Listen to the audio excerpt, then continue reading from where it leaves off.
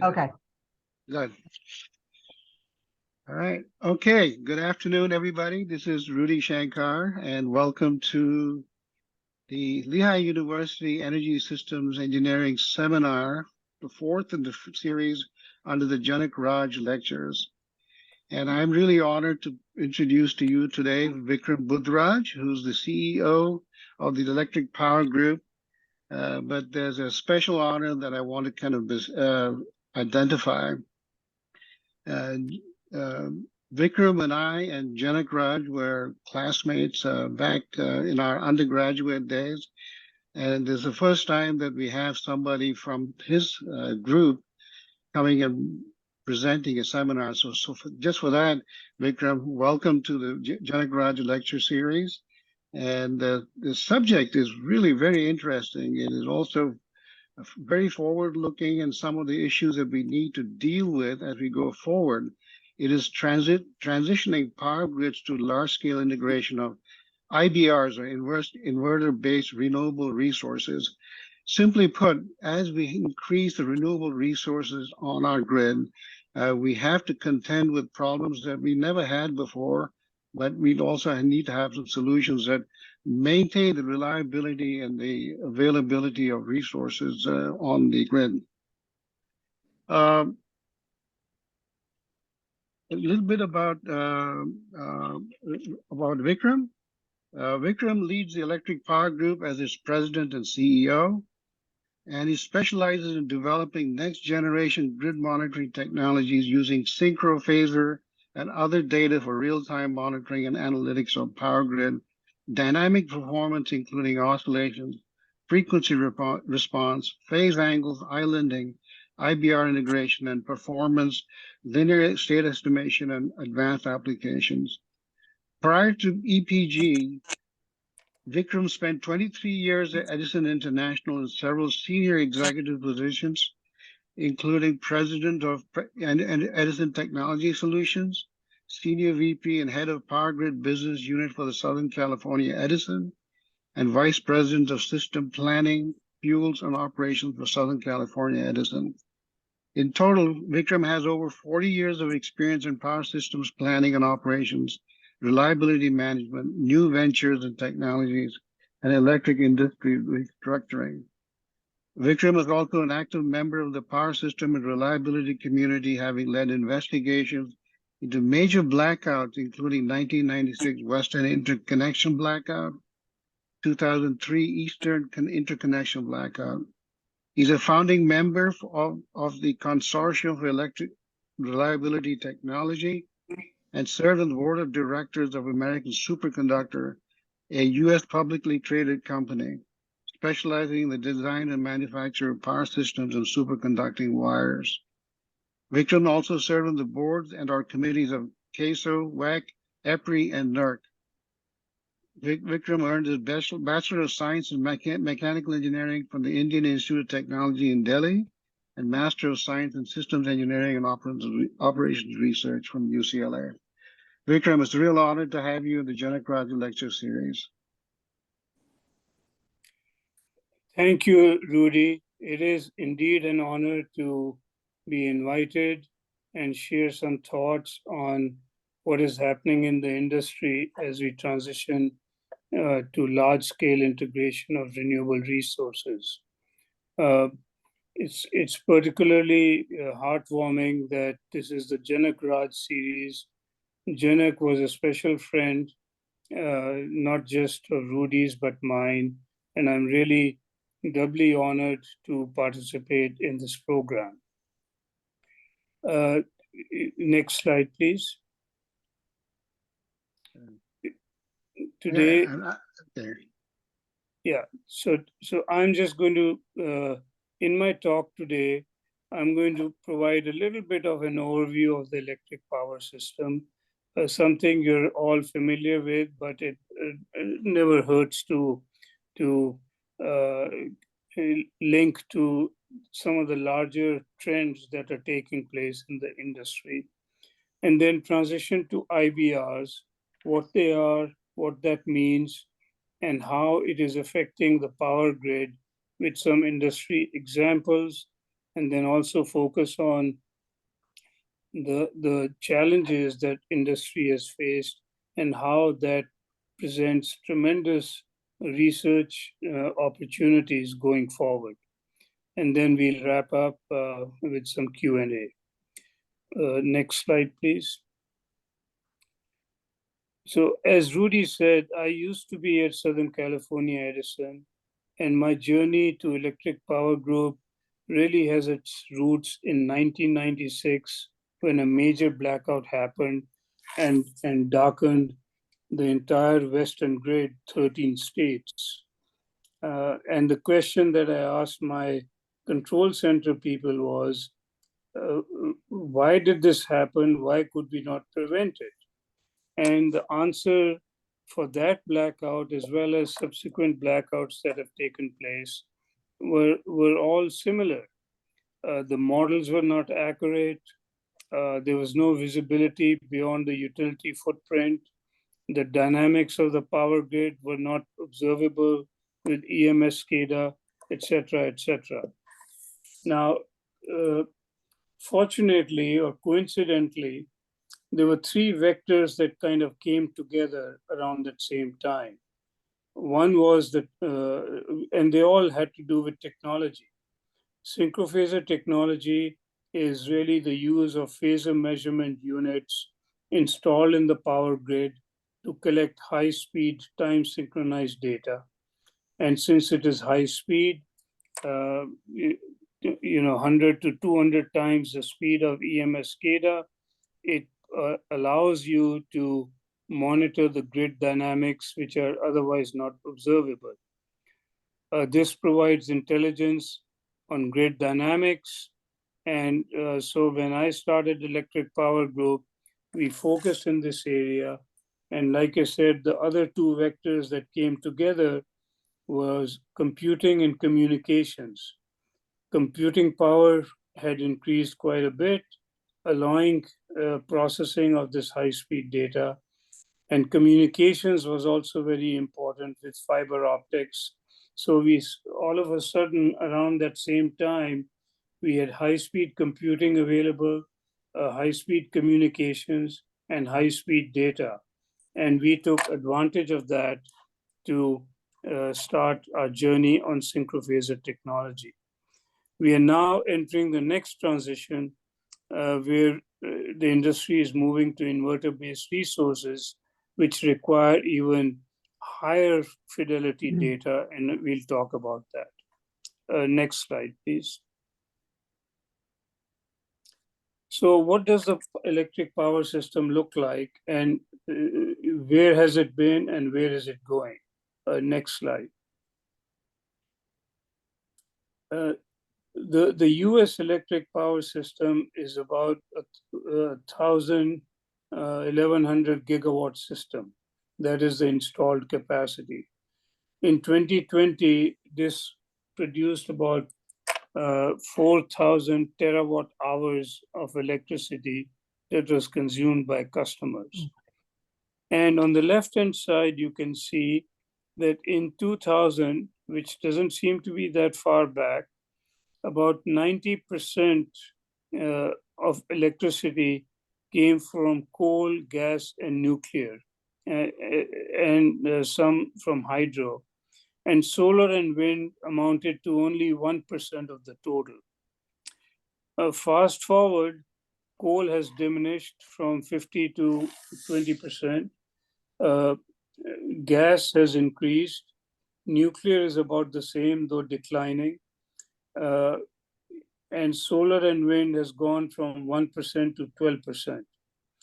The question is, where are we headed? And all of the talk that you hear about is 50, 60, 80%, maybe even 100% renewable resources in the future. Now, this has some very tremendous implications, because if you go back to the year 2000 or even prior to that, or really for the first 100 plus years of the history of electricity, most power production has been produced by rotating machines.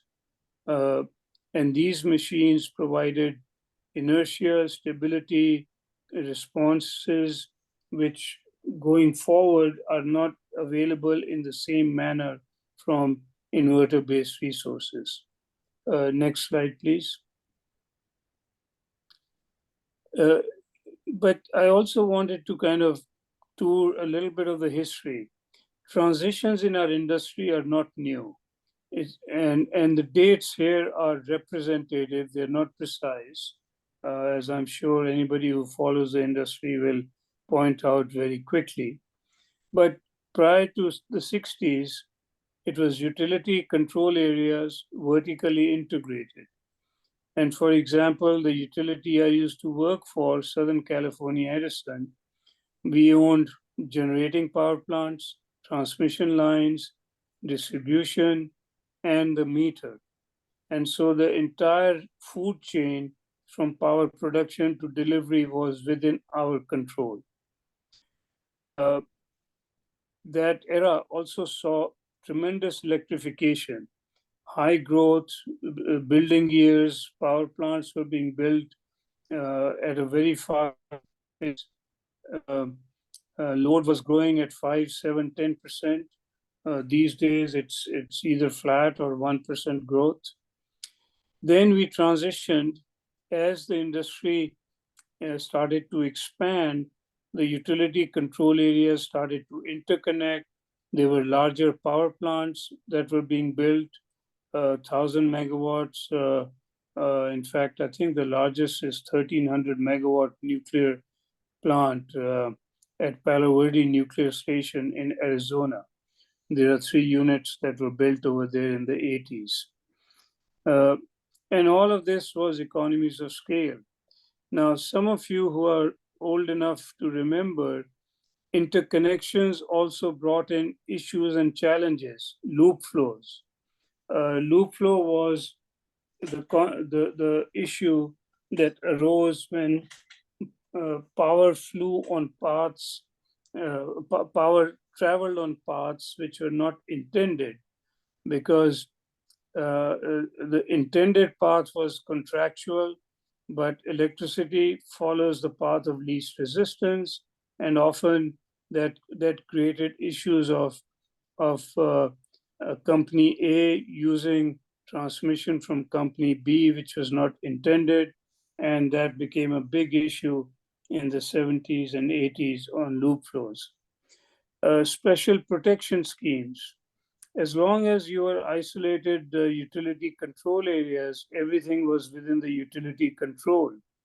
But as you started to interconnect, the issues changed. And for example, at Southern California Edison, if bad things happened at another part of the grid, we installed special protection schemes to protect our grid. And this was done throughout the West with tripping schemes and so forth. Fast forward, we went through deregulation in the 90s, emission controls, early introduction of renewables, and then we had several blackouts in 94, 96, 2003. These are all in the US. There was also one in 2011, but similar events happened worldwide. And the challenges that the industry faced was new ISOs were being formed, utility structure was deregulated, power plant ownership was separated from transmission ownership, and we had the introduction of markets, and also what was referred to as digital transformation, and synchrophasor technology also started to get implemented. Then in the last decade, it's all climate change, renewable portfolio standards, and IBR penetrations. We are still in the very early days of this transition, but it is accelerating and likely to keep accelerating for all the reasons mentioned on the left-hand side. So today I'll focus on the IBR transition and what that means. Next slide, please. Yeah, keep going. So the question that comes up is, what are IBRs? What are their characteristics? And what does that mean? Well, simply stated, any production or supply that primarily operates on DC, and as most, I'm sure all of you know, or most of you know, whether it is photovoltaics or whether it is wind machines or batteries, these are all DC systems, and they require inverters to convert the DC power to AC so that it can be interconnected to the grid. And examples are, I've already mentioned, wind, solar, and battery storage, and then also DC terminals.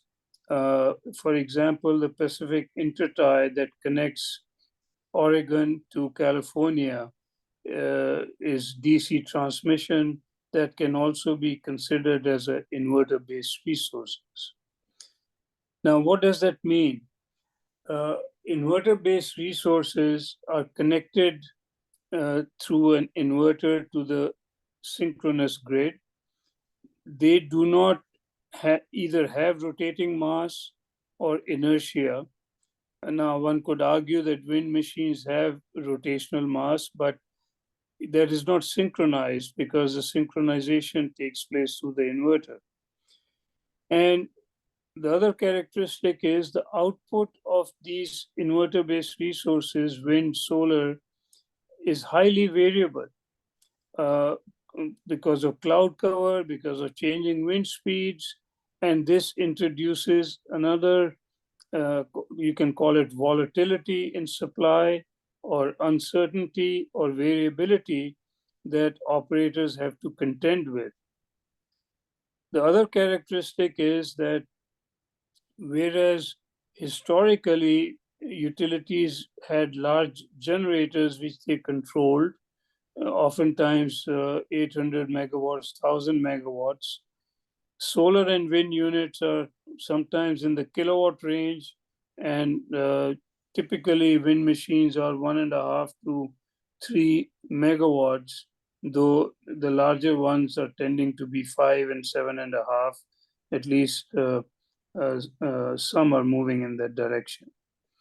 So instead of dealing with 1,000 megawatt power plant, we now may have to deal with 1,001 megawatt sources of power supply, and the ability to detect what is going on becomes a big challenge. In the 150-year history of the power industry, synchronous generation and problems associated with them have been well documented, understood, and dealt with. But until recently, DC-based power was limited to DC transmission lines, which provided connections over long distances, and large scale presence of inverter-based resources was either non-existent or minimal. And now with their introduction, we are learning new issues and new challenges that we have to deal with. Next slide.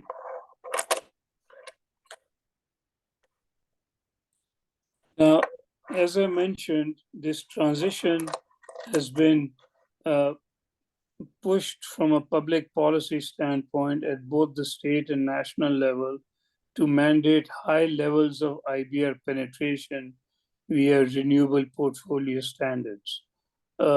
Many states have these renewable portfolio standards, which mandate 50 to 80% renewable resources, 20, 30, 50 years out. Currently, there's 74 gigawatts of solar and 140 gigawatts of wind that is connected. Now, NERC, which is the North American Electric Reliability Corporation, anticipates that solar will increase by 7 times to 500 gigawatts, and wind about 2.5 times to 360 gigawatts within 10 years. That is a monumental change in the resource mix of the electric power sector in such a short period of time. And so that's what creates the urgency of understanding how IBRs behave on the grid and what are the issues and how do we deal with them. FERC, which stands for Federal Energy Regulatory Commission, they have directed NERC to develop new rules for IBR interconnection, performance rules, and regulations. And NERC has developed a risk framework which talks about performance requirements, validation of performance, model improvements, and information sharing, and periodic review of performance of IBR resources. So all these things are, call it, in motion, in transition, and happening in real time. Next slide.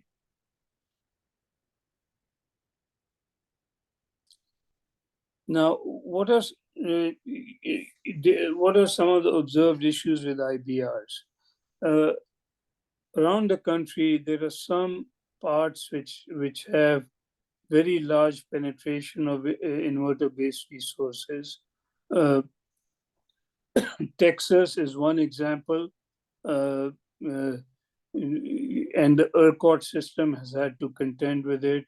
California has a significant penetration, and then Southwest Power Pool, which kind of is the middle of the country from Nebraska down to Texas, covering a lot of the wind producing states. And here are the kinds of things that they have observed. Limited fault ride-through.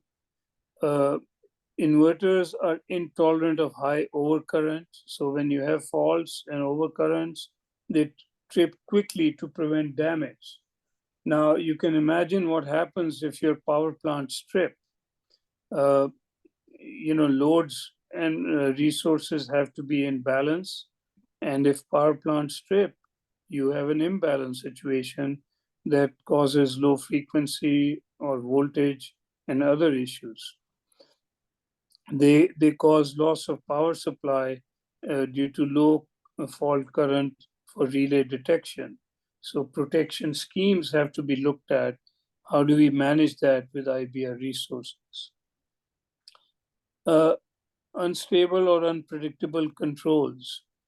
The grid impedance with IBR introduction can be different than what was expected, because the models for IBRs are often either not available or prone to errors, or vendors can change them through remote controls without utilities even knowing about it. And then the inverters themselves interact with each other, causing some instability, which is observable as oscillations. And I've mentioned the models either not available or not validated with system data. Next slide, please. Other concerns is really scheduling. A power system operates by anticipating what the demand is going to be and how to make sure you have enough resources, which is called scheduling. But the forecast for wind and solar production is highly variable and not as stable as historically has been the case. And the reason, of course, is you can have cloud cover, you can have wind speed changing, wind direction changing, and that can have substantial impact on the amount of power being produced. Inertia. Inertia is very important for grid stability and grid strength. And IBRs do not provide any natural inertia that dampens frequency changes due to switching or other system events on the system. And so IBRs are referred to as grid following rather than grid forming. So they do not support the grid in the same way as synchronous rotating machines do. Next slide, please.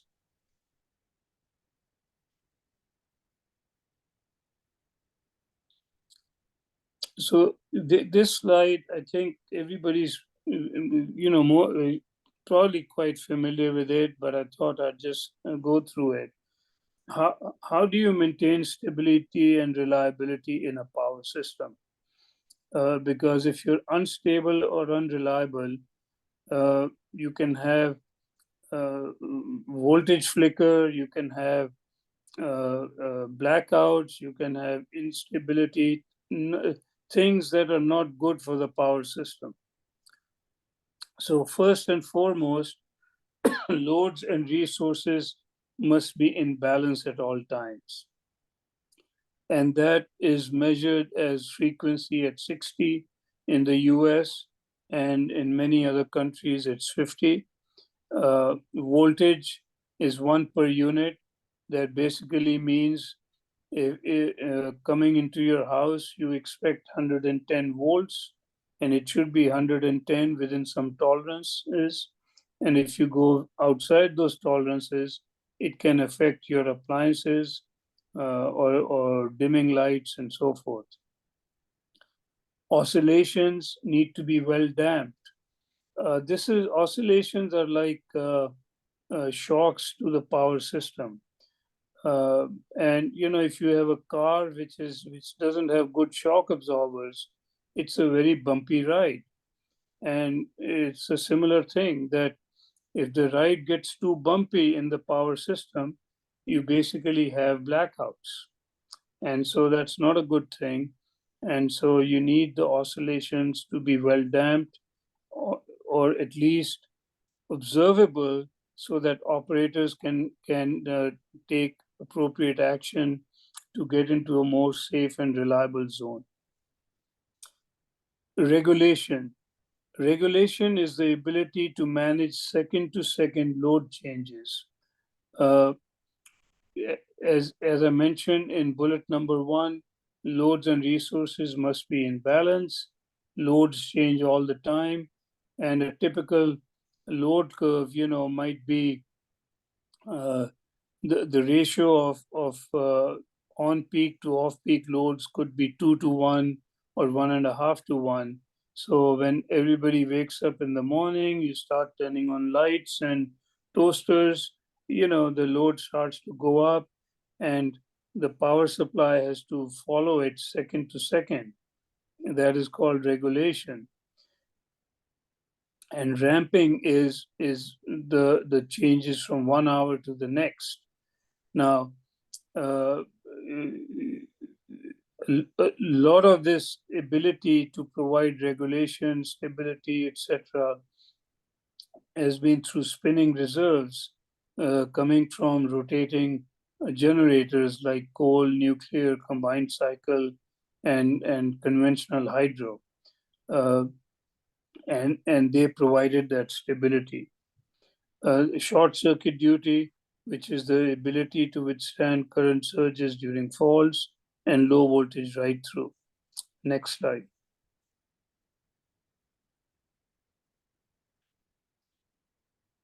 Now, all of these things that are required for grid stability and reliability, what I've tried to show in this pictorial is on the left-hand side that traditionally rotating machines provided the inertia and the attributes for stability and reliability.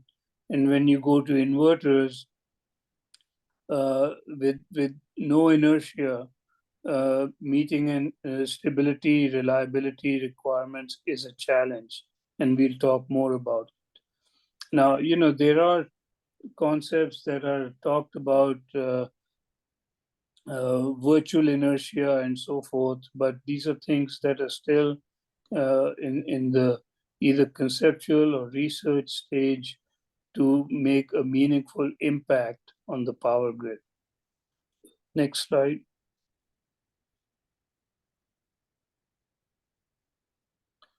So now I'm going to switch to what the industry has seen and what some of them are doing. Yeah, next slide, please. The industry is using some of the tools to manage IBRs. Thus far, they're all based on synchrophasor technology. For example, most of the ISOs in the US utilize what is referred to as a wide area monitoring system, or VAMS. An example of that is real RTDMS, which was developed by my company, and it is in wide use. This system brings in high-speed synchrophasor data, and in real time, at the cycle rate, that means 30 cycles a second, can detect faults or generation loss or islanding or tripping, and provide that intelligence to grid operators to manage it. It can also detect oscillations, forced oscillations, known modes, and classify oscillations by type so that operators have the intelligence to manage those oscillations. And then there are offline analytic tools that provide a more in-depth assessment of how the grid is performing, how IBRs are performing, through a series of analytic tools like ring down analysis, spectral analysis, etc., so that you can analyze, did my protection system operate properly? Did the IBR resources perform as expected? And if not, what remediation is required? So all these things are, again, like I said, happening in real time. But as we use them more, we learn more, and new challenges have to be addressed. Next slide.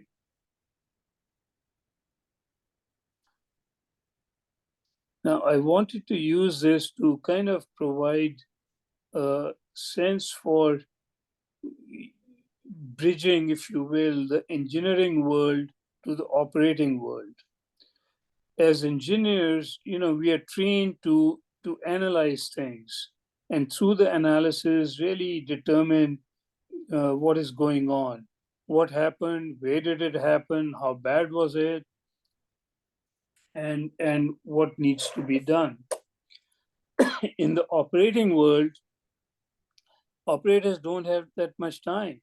They have to, within seconds or minutes, assess what has happened, diagnose the situation, assess the root cause, and immediately move to action to prevent really bad things from happening. So here is a typical process that is in use, for example, at Cal ISO, at Southwest Power Pool, at PJM, where on step one, this is an example about oscillations. You detect, are there oscillations? And you have these color-coded aids. On the top is showing the traffic light, that there's the color turns red. It tells you that something has happened. And then you look at the main display, and it tells you that the oscillation is type 3 oscillation.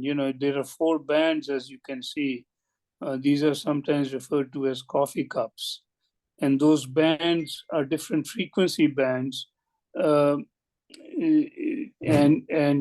are indicative of the root cause of the problem of oscillations. Could be local, could be inter-area, could be related to controllers, or could be high frequency oscillations coming from fax devices or IBRs. So now the operators have a sense, I have oscillations and it's coming from a controller. Uh, then they can look at the severity, that the oscillation in this example was 130 megawatts peak to peak. And the damping gauge, uh, uh, kind of a bird's eye view, shows you that the damping is very low. It's in the red zone. It's in the 1 to 2% range. Generally, you want damping to be green, which is 5% and above. 3 to 5% is, on the margin.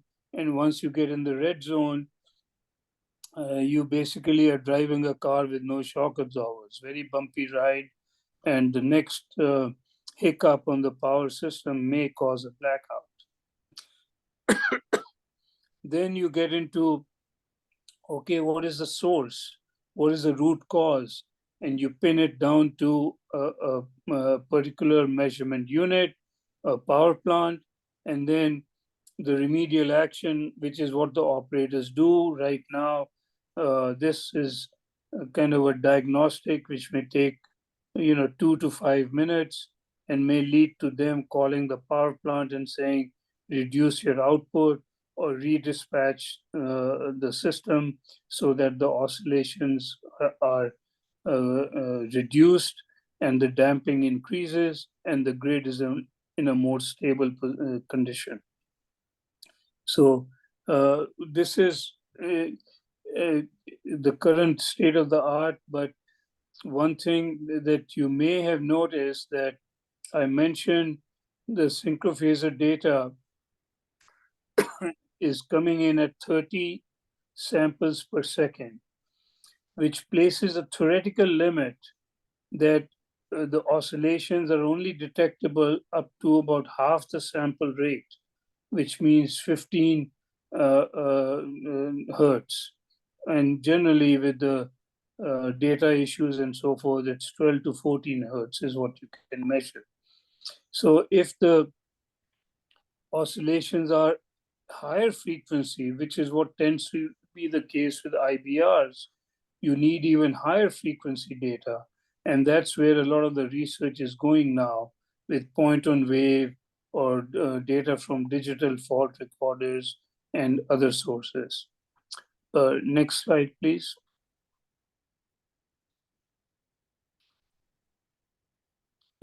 Here is an example from the Eastern interconnection. I think this happened in 2019. This one, the previous example was for a controller. This one is more of a inter-area oscillation.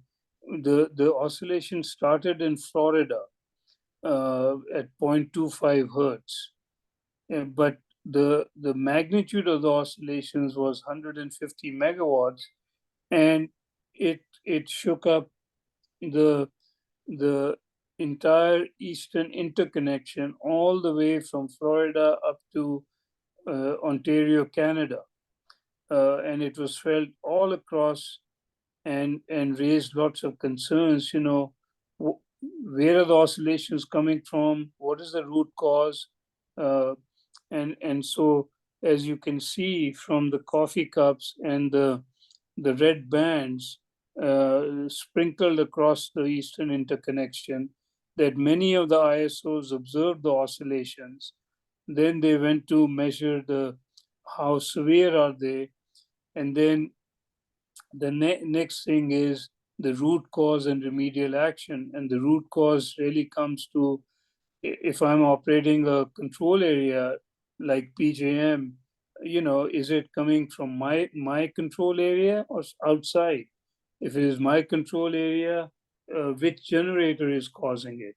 So again, this is the process that goes through. And when this oscillation happened, it took some time before they could pinpoint it to Florida.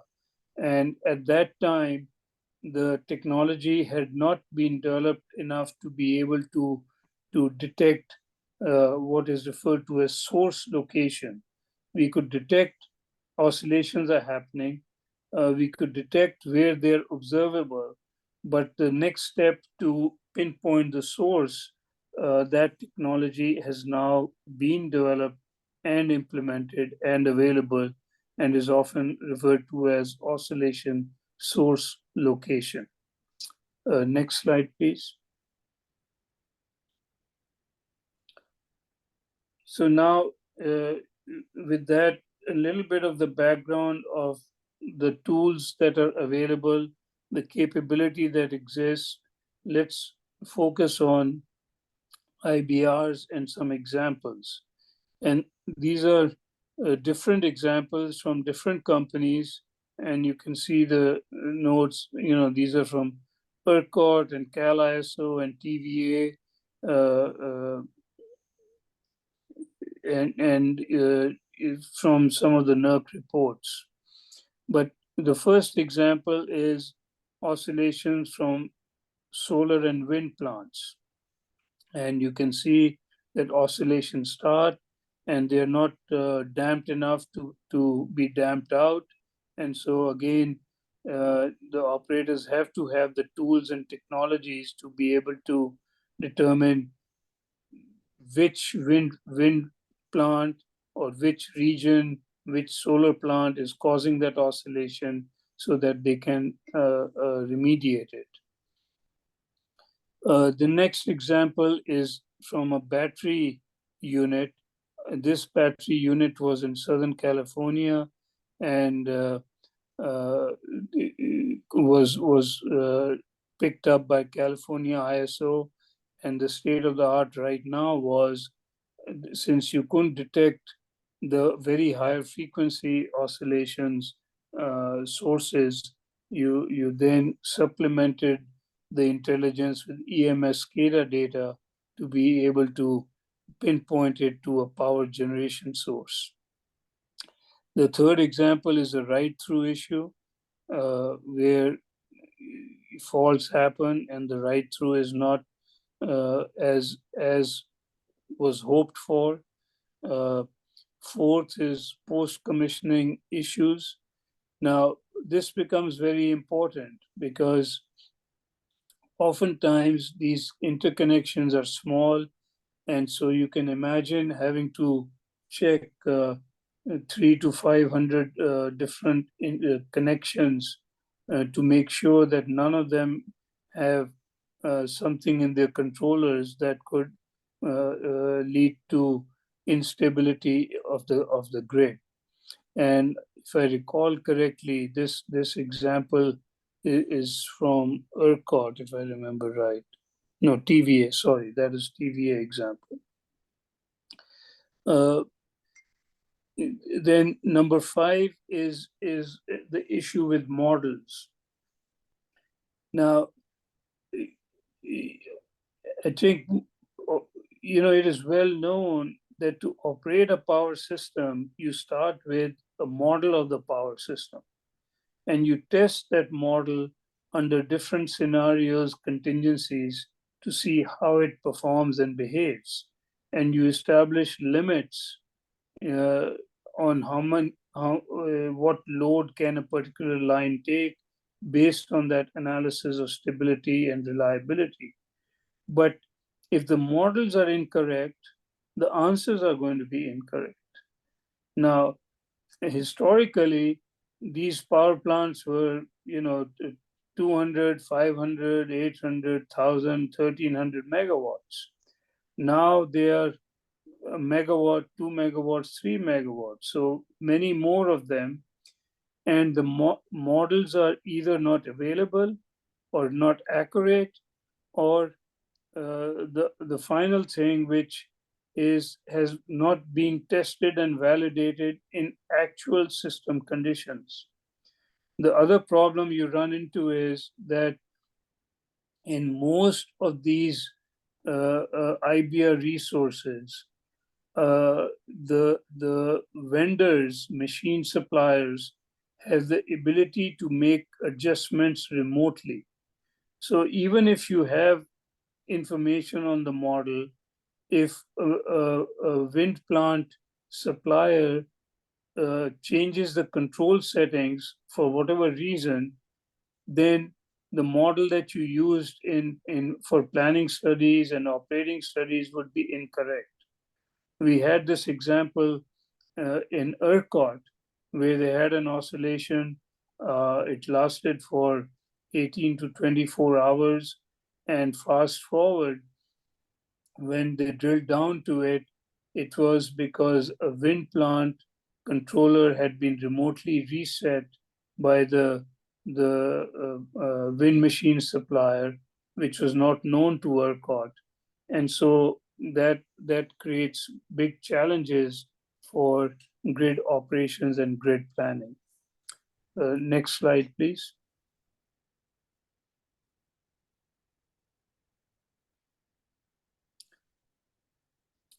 Now, some of this I may have already alluded to, but here are some examples of experiences of different companies. TVA has 600 megawatts.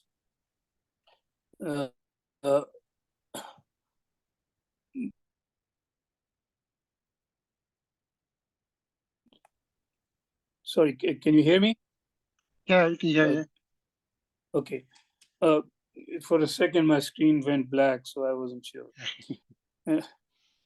Anyway, TVA has 600 megawatts of solar, which they expect to increase to 10,000 megawatts by 2035. I mean, talk about exponential growth. They are very concerned about commissioning issues, incorrect inverter and protection settings, real and active power oscillations, incorrect bus voltage control, transfer tap position discrepancies, cap banks, etc. Now, none of these challenges are insurmountable. I mean, I don't want to leave the impression that IBRs are all problems. I think these are all opportunities for us as engineers to understand these kinds of issues and come up with action plans to manage them so that they don't cause problems. And so I think these are solvable issues, but they do require engineering studies, analysis, research, sometimes new tools and training and so forth. Now, in post-commissioning, it is unexpected performance for large disturbances. Unintended impact of inverter firmware changes. I mean, this could be simple thing is changing firewalls, that are used, but it can cause have unintended consequences. It changes to plant controllers, firewall changes, etc. In Southwest Power Pool, they actually operate a portion of the eastern interconnection as well as the western interconnection. In the east, they have 32,000 megawatts of wind, and their maximum contribution from wind was almost 80% in November of last year. So they are living the future. We are talking about going to 50, 70, 80% renewables, but they've had, albeit only a few hours, but they've had situations where 80% of the grid, or nearly 80%, was from IBR resources. They have 111 gigawatts of IBRs, primarily wind and solar, waiting to be interconnected. Now, all of them will not survive the licensing, construction, contract process. But you can see the trend. It's more IBRs, very fast growth, and their concerns are oscillations, grid strength, and stability. Commonwealth Edison, which is in Chicago, they are forecasting a 5-fold increase in solar capacity in the next 8 to 10 years. The potential impact on the grid is on voltage, reverse power flow. This generally happens as you go in the low voltage side concerns, and then thermal constraints on equipment, ratings, and protection. They're also concerned about impact on customers. You can have voltage flickers, which may cause equipment damage and data loss. Next slide, please.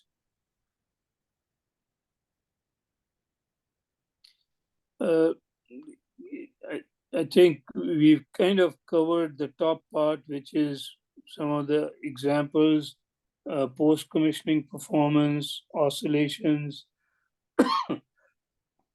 excuse me, right through during faults and frequency events, controller settings, declining system inertia, and frequency response.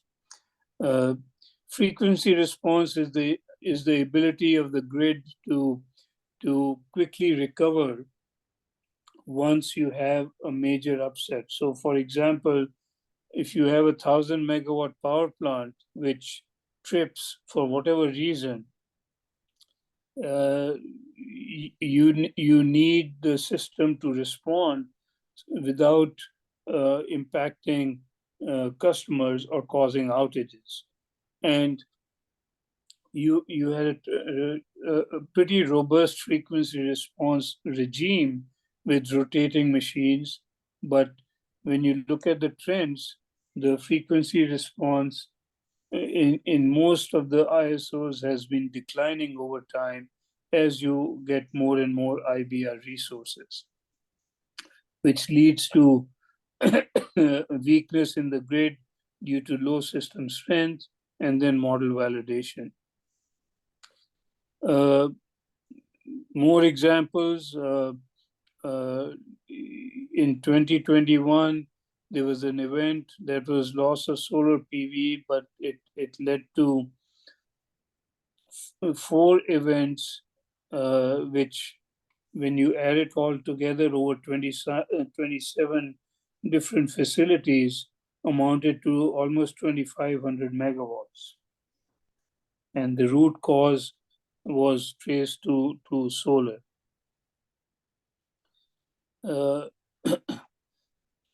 In 2018, again, a solar event with 3,000 megawatts. I mean, these are big numbers, you know. And so, again, the challenges that the industry faces is how to preemptively detect conditions that may cause these problems, and as those problems are caused, how to detect them in real time and remediate issues so that they don't cascade into larger events. In 2021, this was I think the ERCOT winter storm. You know, almost the entire ERCOT grid collapsed during that experience. It was really touch and go, but the post-mortem analysis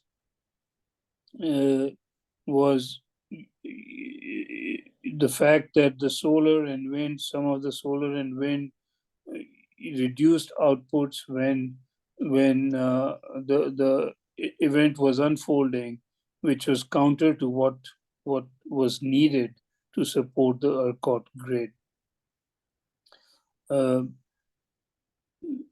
And then in March of 2022, ERCOT experienced 1,200 megawatts of wind production loss for two faults which would normally just clear, but in this case they did not and caused the wind plant. And then the battery example, which I think I covered earlier in the West, which caused 200 megawatts of oscillations. Next slide, please.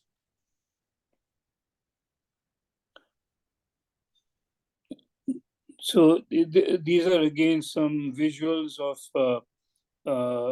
what ERCOT is doing to monitor, to validate, and then to diagnose the issues. Let's move on.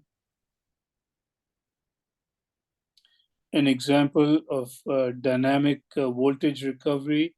You have to be able to see how the grid performs before you can take action. And the traces that you see on this chart, these are not visible on EMS SCADA.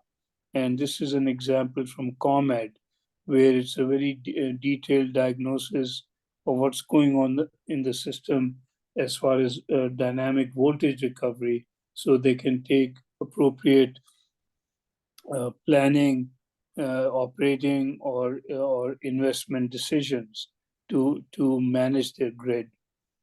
Next slide.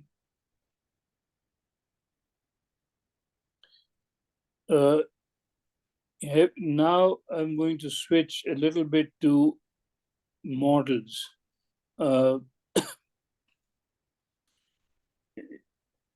Excuse me 1 second. I just need to get a little water.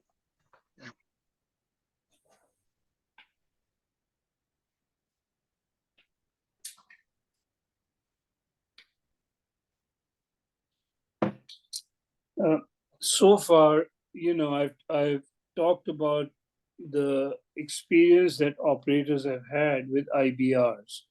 Now I'm going to switch to models.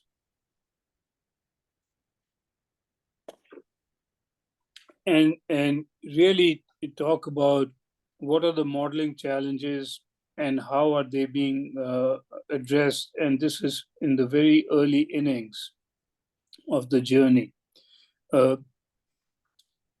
First of all, why are models important? They are essential for planning and operating studies. All of the analysis that is done to support real-time operations depends on models. And these models are needed to analyze the dynamic behavior, and inaccurate models can lead to blackouts. The most famous example of this is what is shown on the right-hand side. The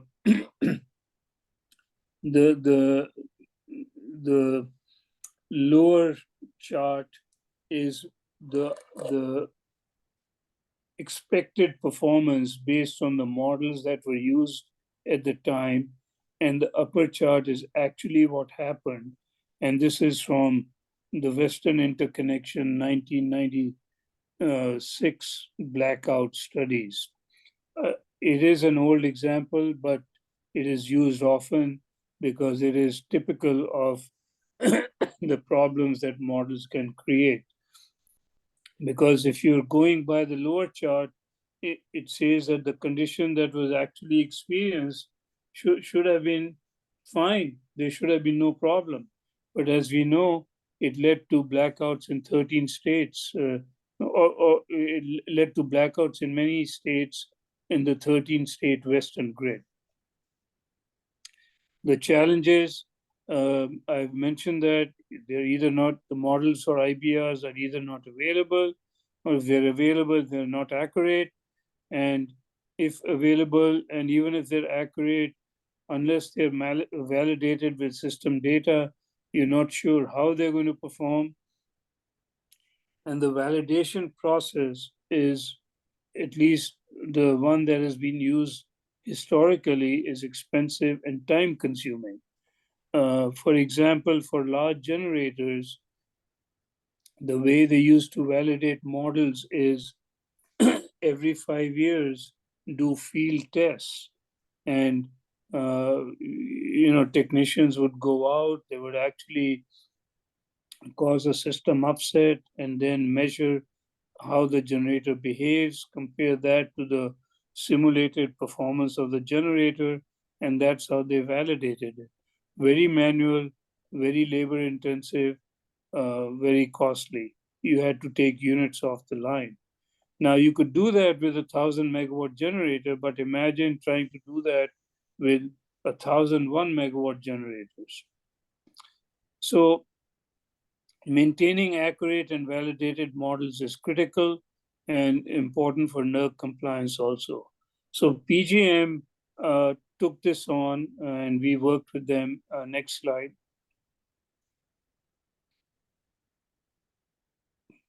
And PGM's goal was to use synchrophasor data for automated model validation.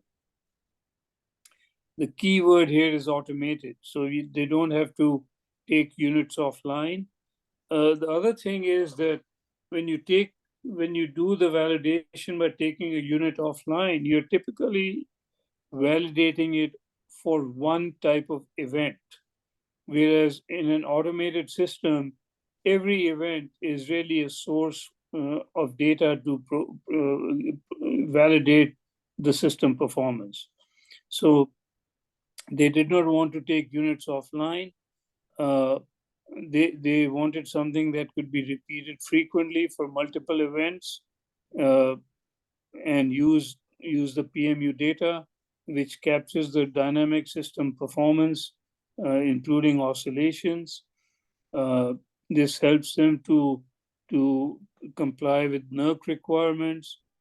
An automated process means it just works in the background, and only when bad things happen, do engineers need to take a look at it. And the last step is calibration. So validation can be done, it has been automated, and we have developed the tool, but the calibration is still requires some iterative engineering judgment exercise, so that if the model is not valid, you can then do the calibration to say what parameters need to be tweaked to make it valid.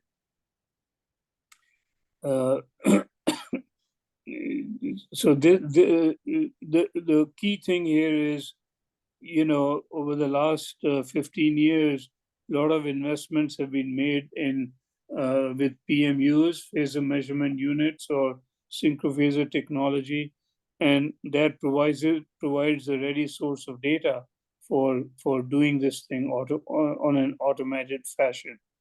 Next slide, please.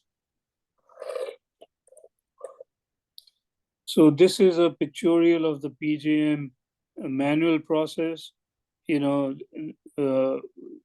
First event, they may or may not have the data, but then they get the data, then they do the analysis, and then they do the reporting. Next slide. Now this entire process is automated. The data comes in. RTDMS is the real-time system that triggers the alarms. If the alarms are triggered, that automatically triggers the automated generator model validation, and you produce the reports on the models, and instantly whether they're valid or not valid. Next slide. So this is just a pictorial comparison. What used to take weeks can now be done in minutes, and it's automated, doesn't require commitment of lots of resources. Next slide.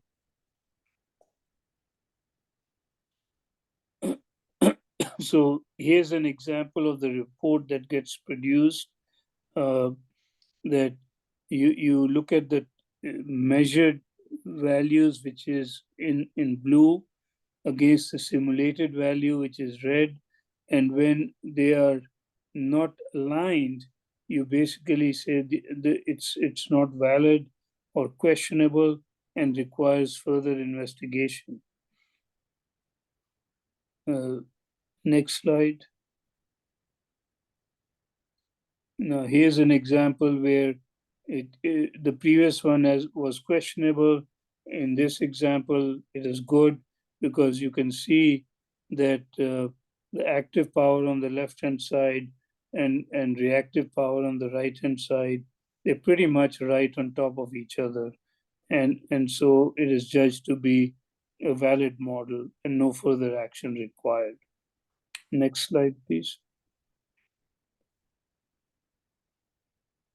So this is kind of the looking at what is inside the box, if you will. The inputs into this box are PMU data on C37118, which in the US typically is 30 times a second, though I think BPA is using even higher rates, 60. And overseas, some companies are going to the equivalent of 120 samples a second, or on a 50 hertz system to 100 samples per second. The PMU location, it should be on the high side or the low side of the generator step-up transformer, and that is what gives you the best intelligence for monitoring the performance. And the methodology is that when there are significant events, it automatically performs the validation. You compare the actual measurements to simulated, and if they are not aligned, then the report basically tells you that the model needs to be tuned to be valid. The deployment is simple, it is scalable, you can do multiple generators, and the types of models that you can validate are governor, exciter, stabilizer for conventional power plants. And for IBRs, this is work in progress to extend the current technology to be able to handle IBRs, which obviously do not have governors and so forth. So next slide, please. So in real time, you run it continuously as a service. You validate multiple events and multiple generators simultaneously. You quantify the mismatch and produce the reports, all automated. Now, for calibration, the exercise you go through is you can, through the validation process, come up with the sensitivities of different parameters into performance. And those that are highly sensitive, and this requires a little bit of offline expert engineering analysis, that you focus on those parameters which are highly sensitive, tweak them or tune them, I guess is a more engineering term.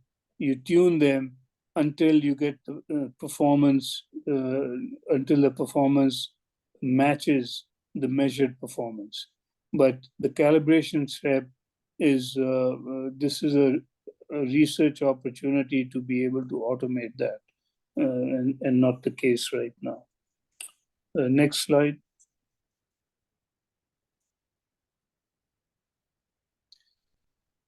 So what are the IBR challenges and the path forward? This is kind of I'm trying to take all we have talked about and summarize it in the next slide.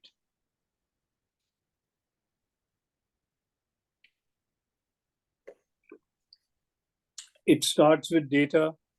How do we expand the data sources so that we take advantage of every type of data that is available to provide us with the intelligence to detect issues, whether they are commissioning, performance, protection, and what have you. Right now, the industry is really using the traditional legacy EMS SCADA, which picks up data every 2 to 4 seconds and doesn't provide you with the ability to observe oscillations. Synchrophasors, which gives you the ability to observe oscillations and dynamic behavior, but not at very high frequency or harmonics. And that data is available on point-on-wave or DFRs or some other sources. Then the challenge is it's not just getting the data, but how do you take these different types of data? They all speak different languages or different protocols, and unify them in a way that they become usable in real time. And there are a lot of call it adapters and APIs and middleware that is needed to take these different diverse data sources and make them available for applications to perform the analysis that is needed. Which brings me to analytics and applications. We talked about inertia, system strength, subsynchronous oscillations, which are much higher frequency than the 5 to 10 hertz, the model validation, detecting IBR misoperations or misperformance, and being able to detect it and remediate it before you get into problems. And finally, dynamic state estimation. The next is, okay, we have the data, we have the analytics, how do we automate all this? Because all of this is happening in real time, and real time here means 60 times a second, and bad things can happen. And even the most experienced operators, 60 times a second is too fast to manually make any observations and translate that into action. That reaction time is generally in minutes, because the operators have to see what is happening, assess it, diagnose it, find the root cause, and then link the root cause to an action that can be taken. And so this whole science of automating that intelligence, and this is where machine learning, AI can probably help as we go forward to address issues that may be experienced through IBRs. Integration and scalability. The power system infrastructure, has evolved over 100 years. It's too expensive to throw it out and start afresh. It's not practical, it's not feasible. So whatever is done has to be integrated and leveraged so that we can extend the existing platforms and be able to scale them to handle diverse types of data, large amounts of inputs from generators, and different kinds of applications. And then finally, procedures and guidelines. How do all these things translate into best practices that can be followed by the industry? Next slide. So now I'm going to entertain questions if there are any. My company, Electric Power Group, we do have monthly webinars, and many of them cover IBRs and synchrophasor technology, including presenters from utilities and ISOs. And if you have an interest, please check out our website or reach out to us. So with that, Rudy, thank you. I'll turn it back to you. And I hope this covers the ground, and happy to take any questions. Terrific. I'm going to stop sharing, and thank you, Vikram. It's very exhaustive presentation you made, and just want to reiterate something you said very early on, and that is, these are problems that are looking for solutions. So we need a lot of young minds looking at things that the grid is going to be making a massive change as we go forward. And so exciting times, I believe. So the rule we follow here from the Q&A session is we allow the students to ask questions. The students, please unmute yourself, introduce yourself, and ask the question. And I see a hand is already up. Alex, unmute yourself, sir, and ask a question. Hey, thank you for the talk. That was really interesting. My name's Alex Romanowski, a student at Lehigh in the Energy Systems Engineering program. You talked a lot about monitoring these issues. I'm curious if energy storage will be able to limit some of the oscillations so we have less of these oscillation issues going forward. And what like a mass penetration in the market of energy storage would look like, and how that would help reliability for renewables. That's an excellent question. And energy storage is the holy grail. I mean, if you could couple all the variable generation with fast acting energy storage, you do take some of these issues away. But, I mean, there's always a but, and that is it requires investment, it requires integration. And as you saw from the example from oscillations caused by a battery system, which is an energy storage system, it's not that you just connect big batteries or big storage systems and all the problems go away. There might be a different set of issues that you'll have to deal with, but energy storage is going to require a lot of investment. So with the issue that happened from the energy storage oscillation due to batteries, is there a lower percentage of oscillation issues with batteries than renewables? I don't have enough data to be able to address that. I think the amount of battery storage is still probably in the single digit percentage. It's increasing. And I think, for example, let me circle back. The very first wind machines and solar plants started to come onto the system back in the early 80s. And when the degree of penetration is in the 1, 2, 3%, there may be some local issues, but it doesn't, the penetration is not large enough to be felt on the grid at large. So once you get above a certain threshold, and maybe it is 5%, maybe it is 10%.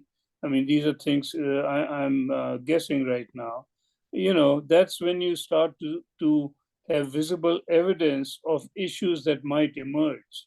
So once we get to higher percentages, these issues have to be, first of all, they become visible. Second of all, they have to be monitored and addressed. And technology and experience can take care of it. And again, I don't want to leave the impression that these are unsolvable problems. I think it takes time, good minds, and investment to address them, to learn and then to address them. Thank you. Okay, questions from students. Please unmute yourself, introduce yourself, and ask a question, please. Students?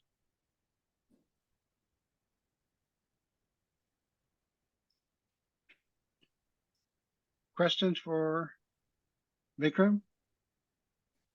So Vikram, while we are waiting for questions, there are a few countries that do have a grid penetration of renewables to in the high 90%, like Costa Rica, Denmark, and Iceland, and so on. Are there some things that we could learn from them, or is it just because their grids are very small, we cannot really compare it? It's not apple to apple comparison with the U.S. grid. Yeah, I think it's it's a little bit of both. You know, one, it's smaller grids. I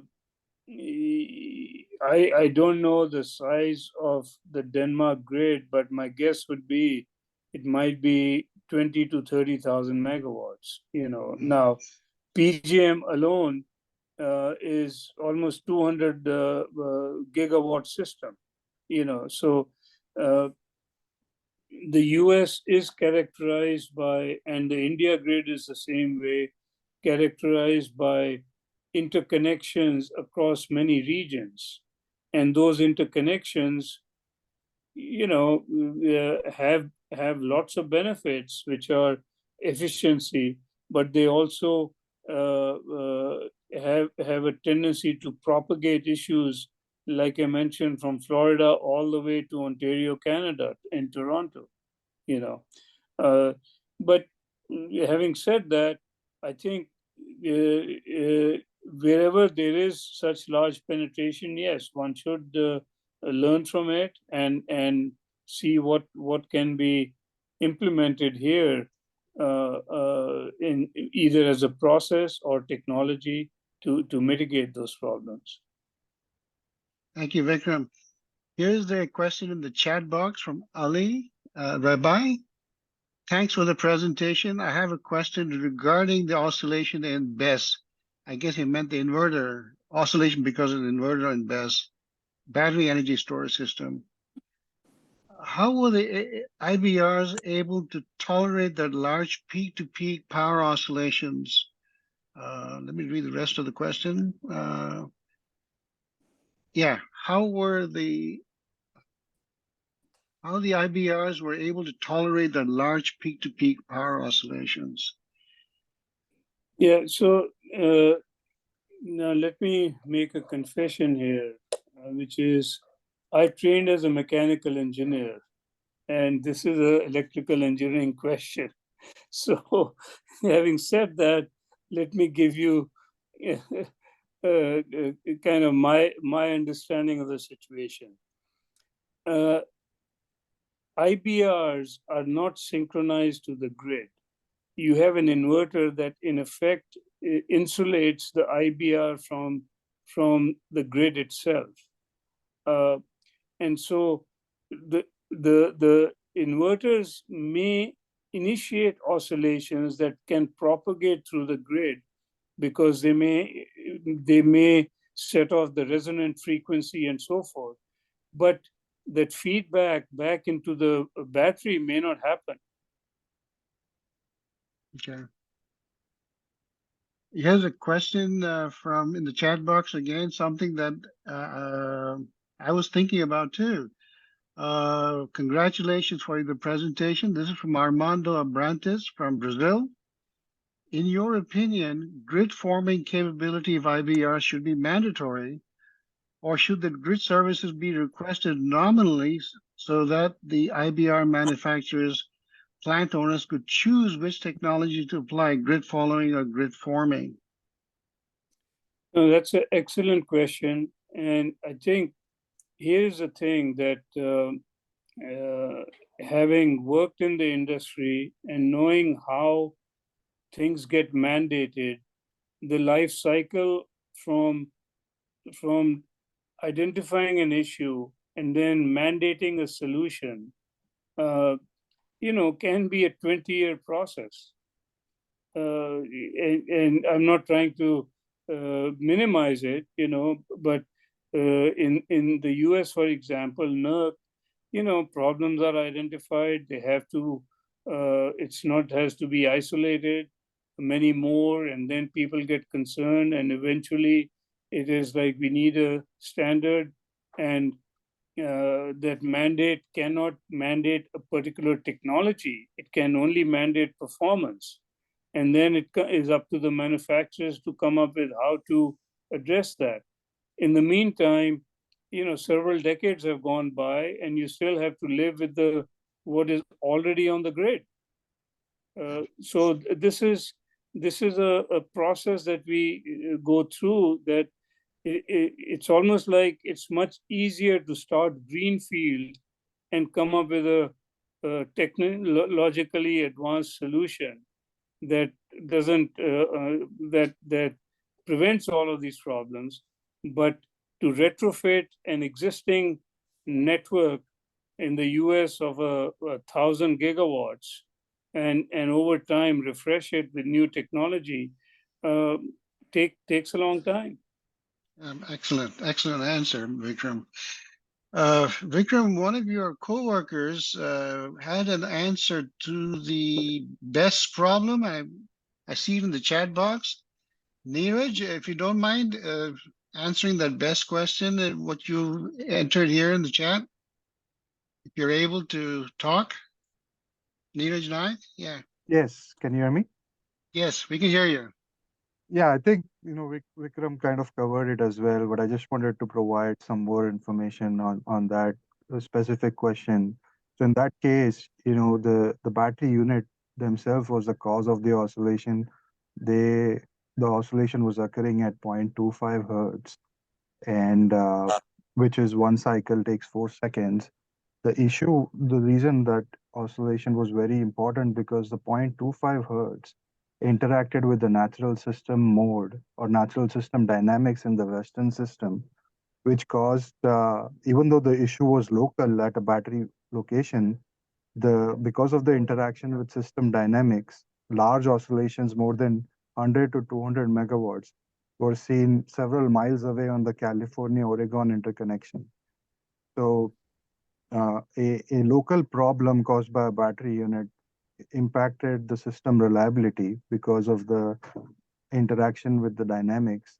And that really, the issue was identifying where this is coming from and what is causing it, which is what CalISO was able to do using detecting the oscillation with PMU data and then using some SCADA measurements from the plant itself to identify that this battery output is really oscillating, and then take further actions to either trip off or disconnect the battery, which is often the case is in these oscillations, identify where it is coming from and disconnect it.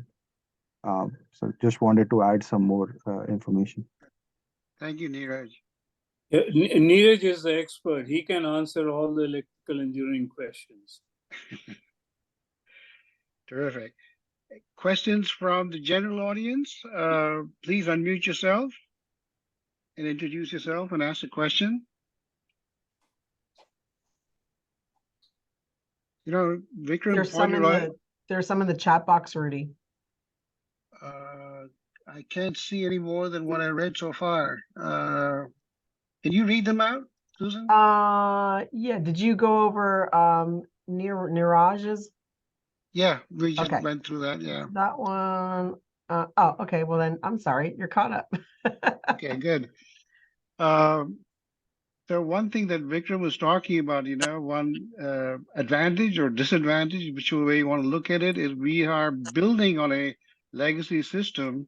We may be stripping off some of the legacy, but we just have to work hand in hand.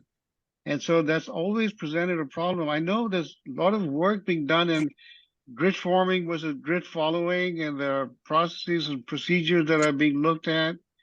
I can imagine if the decision were to lean one way or the other, it could kind of tweak or not just tweak, change our business model that we're looking at today. So all these ramifications should be looked at, but our grid is huge. I mean, it's still the biggest grid in the world. I think China has caught up or slightly exceeded ours, but we have what we have, and we need to work with the legacy that we have so far. Good point there, Vikram.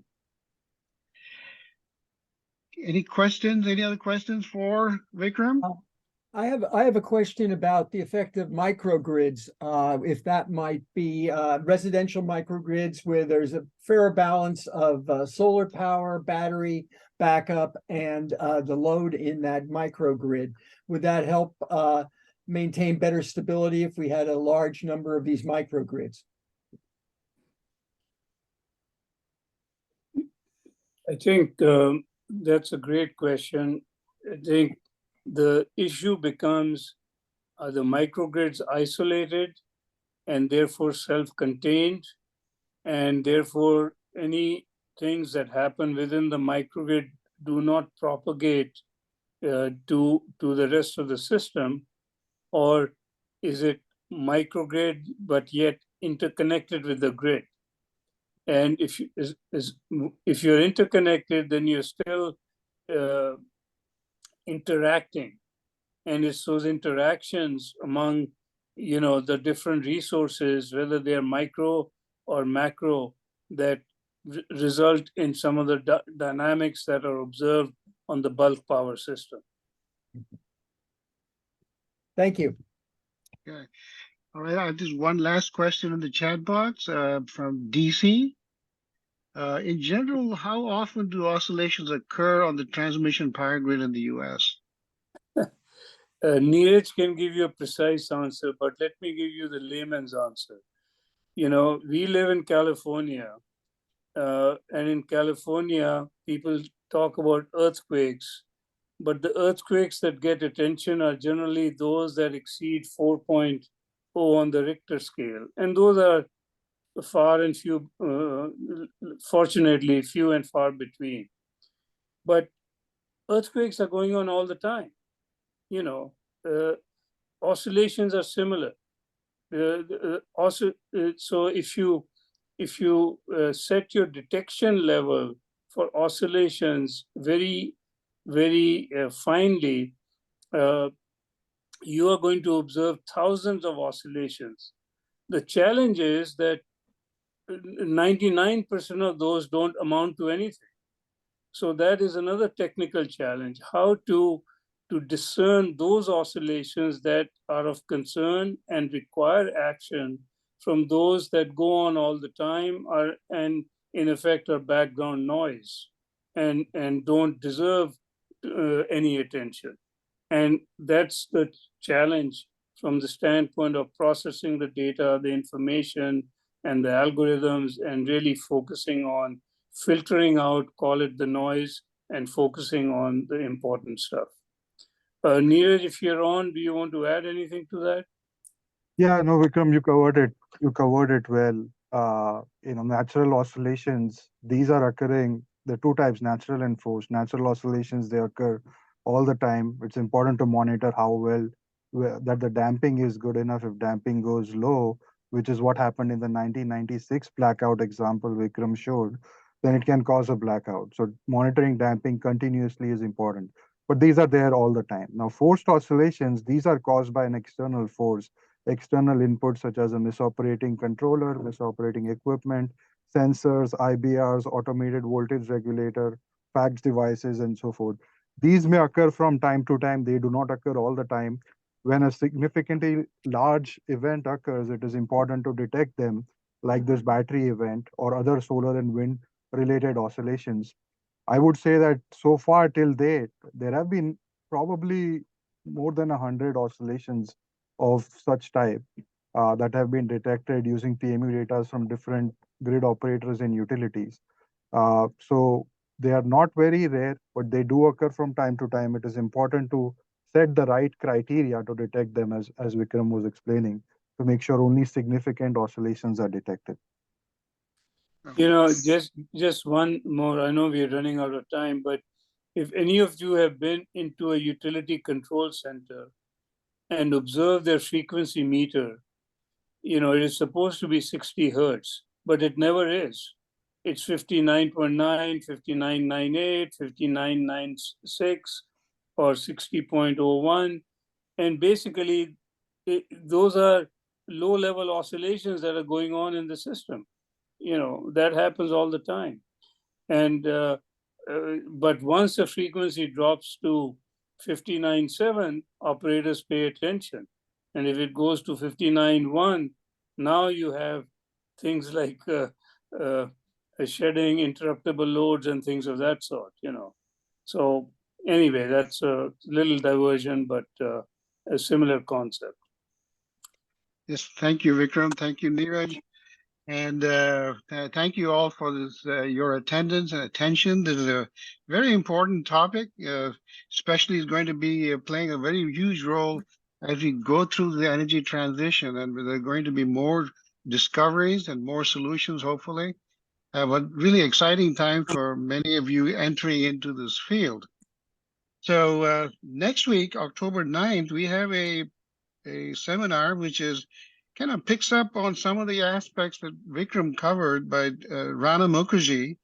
He's a senior vice president at New York ISO, and New York has got this 70% renewables by 2030, 70 by 30 plan is what they're calling it. So they need to be prepared for a market that rewards capacity, and how they're going to go about doing that will be the subject of next week's seminar by Rana Mukherjee. Thank you all. Thank you, Vikram. And look forward to seeing you all next week. Thank you very much. I appreciate the time and the opportunity to present. Goodbye. See you.